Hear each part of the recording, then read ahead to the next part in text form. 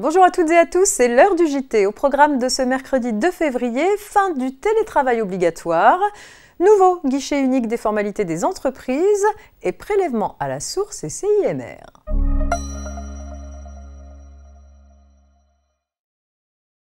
Depuis le 1er janvier 2022, le protocole sanitaire enjoint aux entreprises de prévoir au moins 3 jours de télétravail par semaine pour les postes qui le permettent.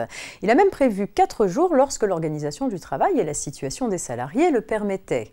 La dernière version du protocole indique que cette mesure exceptionnelle qui devait s'appliquer jusqu'au 24 janvier 2022 a été prolongée jusqu'au 1er février inclus, mais à partir d'aujourd'hui, mercredi 2 février, le télétravail redevient recommandé sans être expressément obligatoire.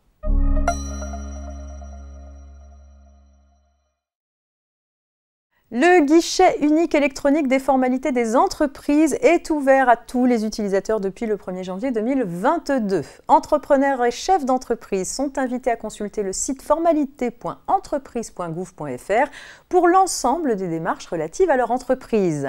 Mutualisant les ressources d'une dizaine de sites, cette nouvelle plateforme offre un accès centralisé aux entreprises et professionnels pour réaliser toutes leurs formalités administratives. En pratique, plus besoin de saisir les mêmes informations à chaque nouvelle démarche, qu'il s'agisse d'immatriculer, modifier ou cesser son activité ou encore déposer ses comptes. Un seul formulaire dématérialisé permet d'accéder à toutes les démarches des entreprises, quel que soit le secteur d'activité.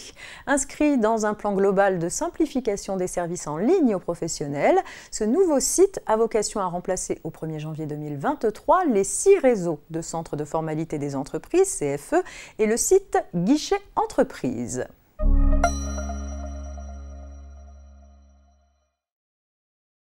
Souvenez-vous, afin d'éviter un double versement d'impôts en 2019, lors de l'instauration du prélèvement à la source, la loi a mis en place un mécanisme de crédit d'impôt, dit CIMR, sur les revenus non exceptionnels perçus en 2018. Dans la catégorie des traitements et salaires, les indemnités versées à l'occasion de la rupture du contrat de travail constituent, sauf exception, des revenus exceptionnels. Entrent cependant dans le champ d'application du CIMR les indemnités compensatrices de congés payés ou de préavis, les indemnités de fin de CDD et les indemnités de fin de mission. Qu'en est-il des indemnités de non-concurrence perçues par certains salariés à l'occasion de la rupture de contrat de travail? N'étant pas listées dans les exceptions, elles sont donc exclues du CIMR. Le Conseil d'État a considéré que cela n'était pas contraire au principe d'égalité devant la loi et les charges publiques.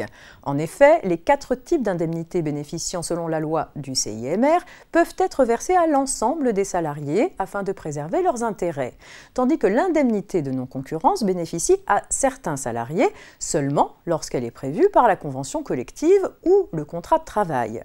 Les bénéficiaires de ces différentes indemnités ne se trouvent donc pas dans des situations similaires.